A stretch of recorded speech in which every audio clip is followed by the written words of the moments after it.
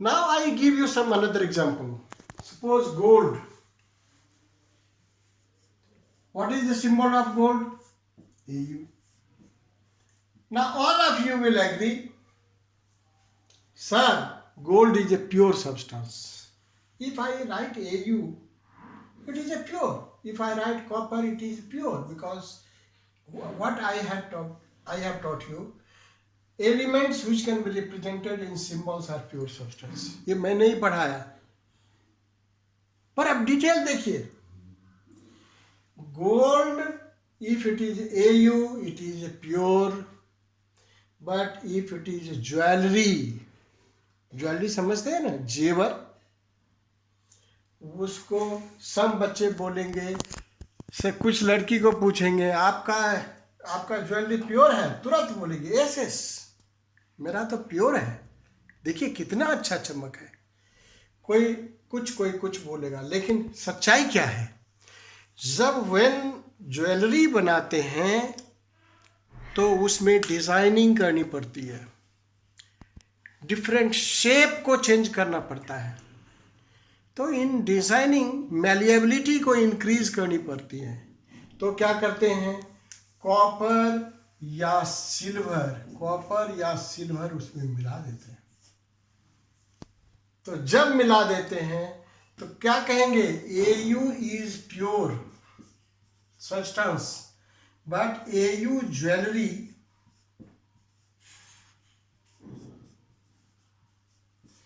Not pure. Not pure बोलने से क्या बोलेंगे, इम्प्योर.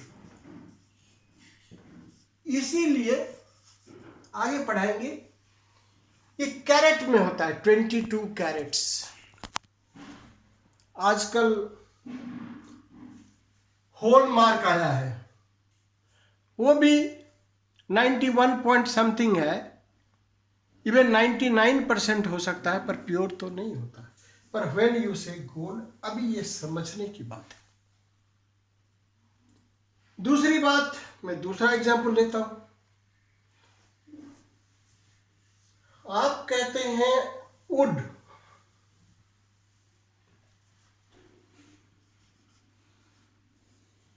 किसी बच्चे से मैंने पूछा आपका फर्नीचर बहुत बढ़िया है, वो बोलता है सर प्योर शीशम का बना है. कोई बोलेगा प्योर सखुआ का बना है. What do you mean by pure? कि उसमें सखुआ के अलावे कुछ मिलाया नहीं है, या शीशम के अलावे कुछ मिलाया नहीं है. But would itself is a impure substance, क्योंकि वुड में कई एक चीजें हैं. मिल्क देखिए, बच्चा को पूछेंगे, बच्चा बोलेगा मैं सर प्योर मिल्क पीता हूँ. तुरंत दूह के और पी लेते हैं, या गर्म करके पी लेते हैं. बट ये वुड भी क्या है, इम्प्योर है, क्योंकि ये मिक्सचर है, इसमें कई एक चीज़ें मिली हुई है. मिल्क में भी ये बात तो बिल्कुल क्लियर समझ में आता होगा.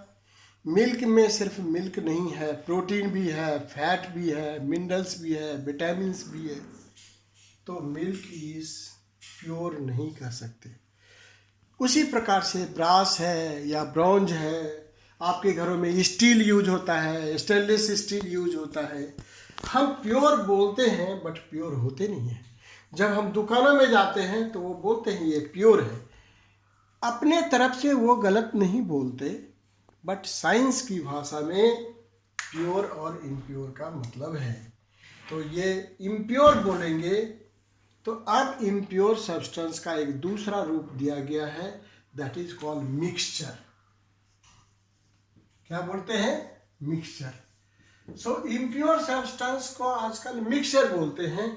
So when any substance is made of 2 or more types of substances, that is called a mixture. That is called a mixture. तो प्योर एंड इम्प्योर की बात में अभी हम एक एग्जाम्पल लेते हैं.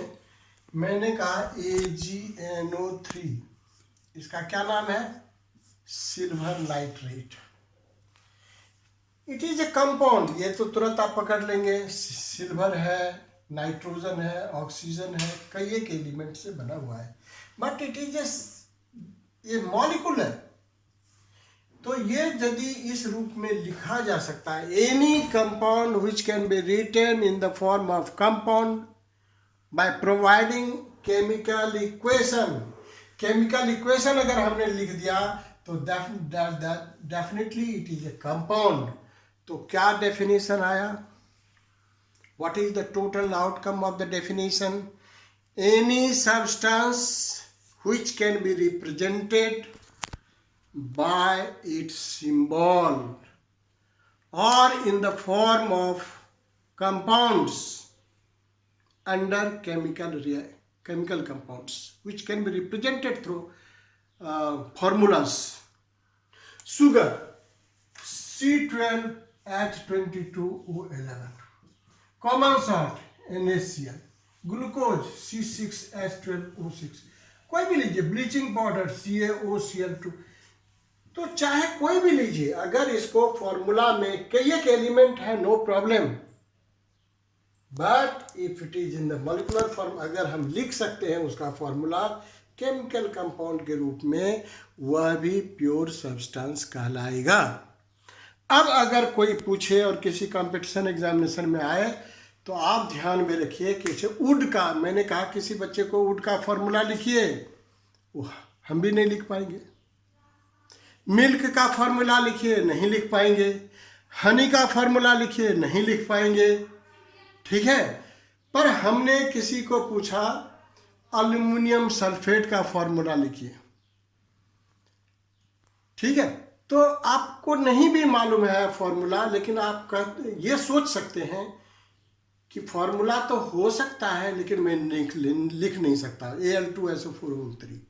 तो अगर हम नहीं जानते हैं तो कोई प्रॉब्लम नहीं है, पर आपके माइंड में अगर आ गया कि इसका केमिकल फॉर्मूला लिखा जा सकता है तो डेफिनेटली बोलिए यह एक प्योर सब्सटेंस है। और जिसका फॉर्मूला हम नहीं लिख सकते हैं तुरंत मानिए क्या है, इम्प्योर सब्सटेंस है।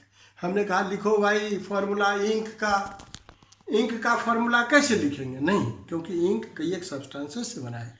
तो formula if it cannot be represented that way, so it is impure substance.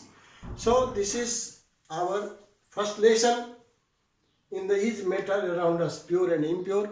I have taught you today what is pure and what are impure substances, and how to recognize, how to utilize our minds to be confirmed whether the substance is pure or not. Thank you.